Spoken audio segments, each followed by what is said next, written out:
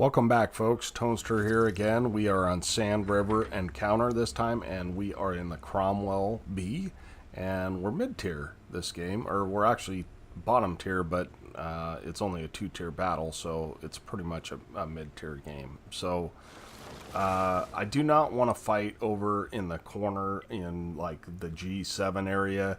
I don't feel like my tank would fare well there. And I have binos on this thing. As you guys know, I like to use my binos to light stuff up, and instead at the start of the game. And so that's what we're going to go do. So this position is really good. You got to just get it just right. And this is exactly the right position. But I see that they've got a careless light tank, and we want to make sure and make him pay. So we're able to get a couple hundred damage in for free on him. And with two RDs, I am ready to roll, ready to get out of here. So this Leo comes all the way over and hits me, which, I don't know, it's not a very good decision, because if you've got anybody where that T20 is behind me, you are done. So you don't want to, you really do not want to poke that ridge that far. The only reason I did is because I had shots, and at this point I take one shot and I think, what am I doing?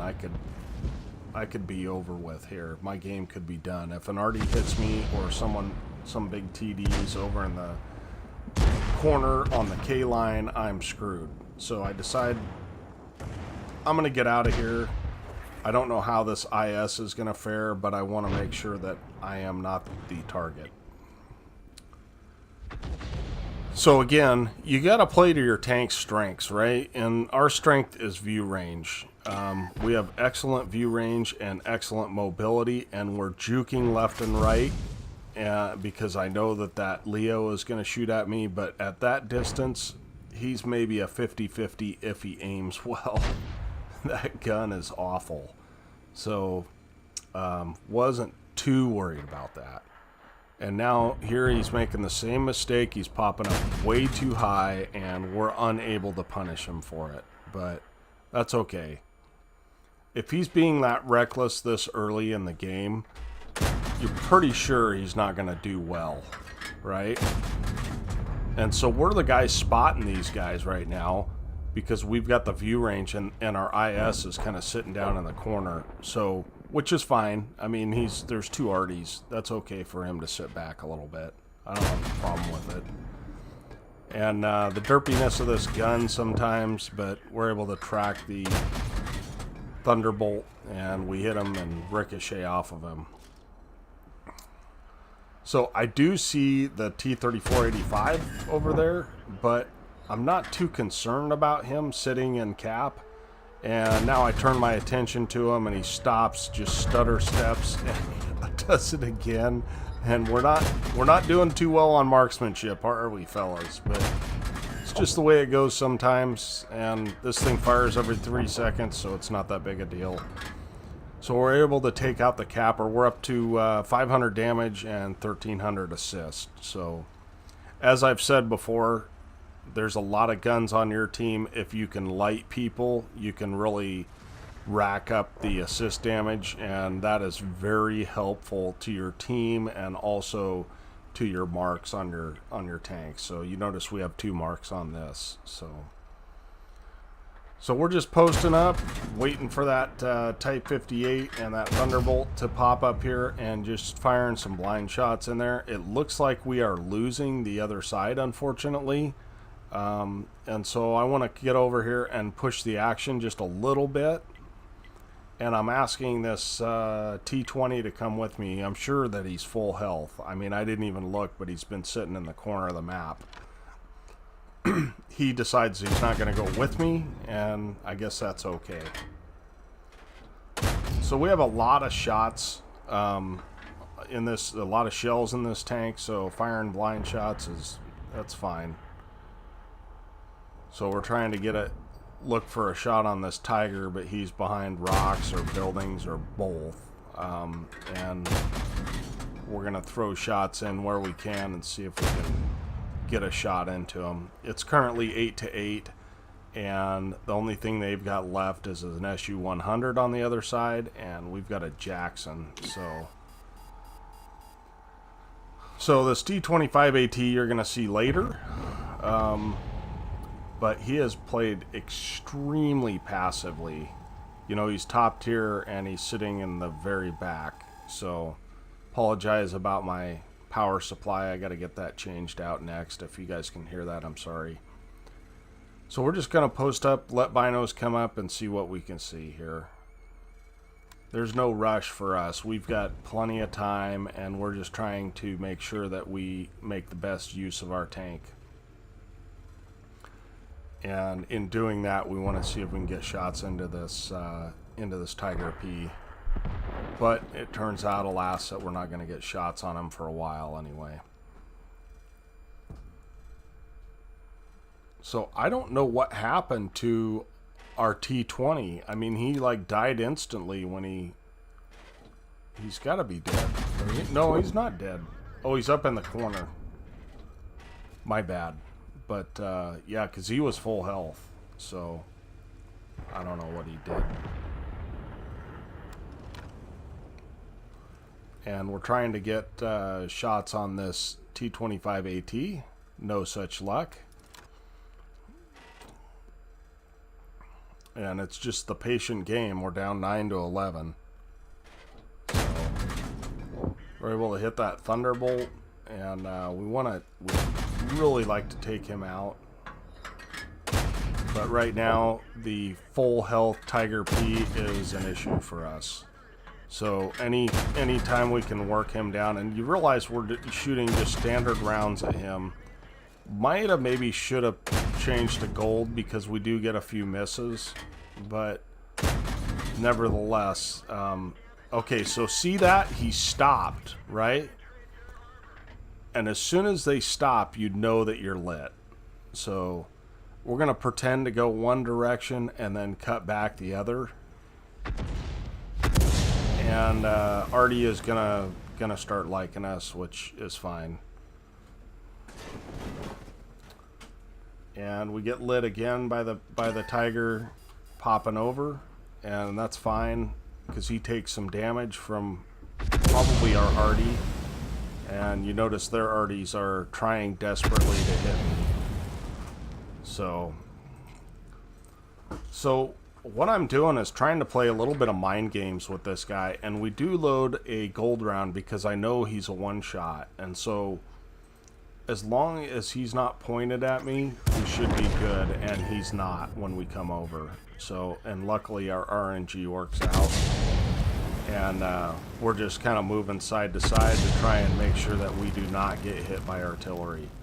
So that's one advantage of a fast tank, and I think that the Arties turn out to be a long ways away, and that's also a contributing factor.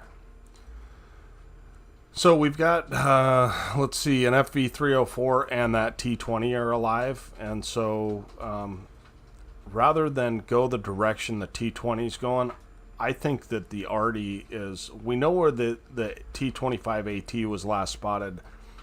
I would like to go sneak up on Artie if possible. But first I wonder if this guy will come this way, and stupid me, you're going to see what I do here. I pull back pull out just at the wrong time so that he can see me. And he snapshots me and of course misses. But I know that Artie's going to be after me. They've been after me for the last couple of minutes. They're probably aiming in, and there's the shot. So I could have got at least one or two free shots on that T-25AT, and that would have helped me immensely. I was just a little bit too aggressive. I should have just trusted my gut and realized that the way I was thinking was a good idea. So why I figured that guy would come that way, I don't know.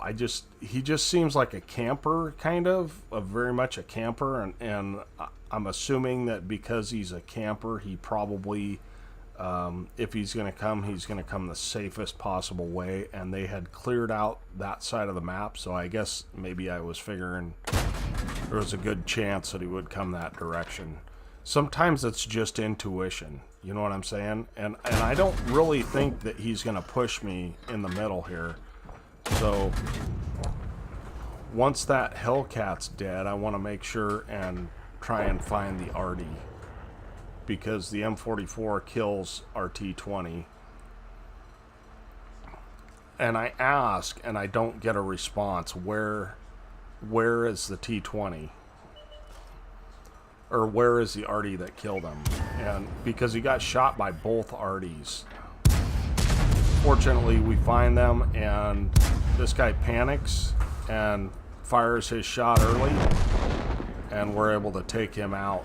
So, and then the other Artie gets spotted, and I don't know why he didn't fire on me there, but he didn't, and now he panics. So we're highly likely to get a Pascucci's here. We're using standard rounds here, and this guy has no hope. I mean, he's got an 18-second reload, and with a Cromwell, you're just gonna dance circles around him. So it's 14-14, but the problem is that I've got a full health T25 AT, and I can only afford to take one hit. And I'm gonna save you guys the suspense on this one. It ends up being a draw. Let's go ahead and fast forward this. I'm going to do 4 times. And the reason it ends up as a draw is I cannot figure out where to go to get vision on this guy and shoot at him at the same time. I quite honestly, I sat up here trying to break away all the cover, and I'm like, this is not going to work. So I should have just went in on him and tried to hit him. He cannot cap. He's sitting in the cap, and there's no possible way he can cap. I get lit over here, so I don't really want to stay. So anywhere I approach the cap from is not a good angle. So he goes ahead and hits me, and it lights me on fire, and I just decide, you know, I'm not going to give this guy a win for just camping the entire game.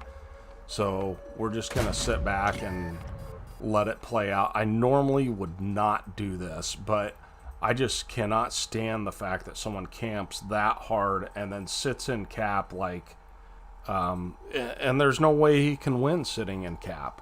So I was not gonna give him the win out of this game. So anyways, let's go ahead and take a look at the after action. Okay, sorry for the disappointing ending, you guys. I wish I could have carried that, but I did the best that I could. We did get an ace tanker out of that and a Pascucci's. It kind of goes to show you can't win every game. We ended up with 878 base XP on a draw, 2,095 damage. We were far above anybody else for XP. We were over 300 above the next guy. So it tells you we did our job. That T25 AT was sitting back doing nothing. I mean, he might be a newer player or whatever, so I'm not going to judge him too harshly, but it was very frustrating for me. Usually I can find a way to win those games. Shots fired, 49. I was trying to break away cover and shoot blind shots. 26 hits, 16 pens, 2,100 damage, and 1,800 assist, which puts us at 3,900 combined in a tier 6 tank. Is actually a pretty decent game. Fortunately, it is a premium, and so even without a premium account, I would have made credits at 12,000, but because I had a premium account for a mission I completed, we ended up with 36,000 credits, and I got some achievements, basically. I don't know what my achievement was, but at any rate, I got 2,700 XP out of that game. So I appreciate you guys watching. We'll try and bring you a more happy ending sometime soon, and we will catch you on the next one. Toaster out.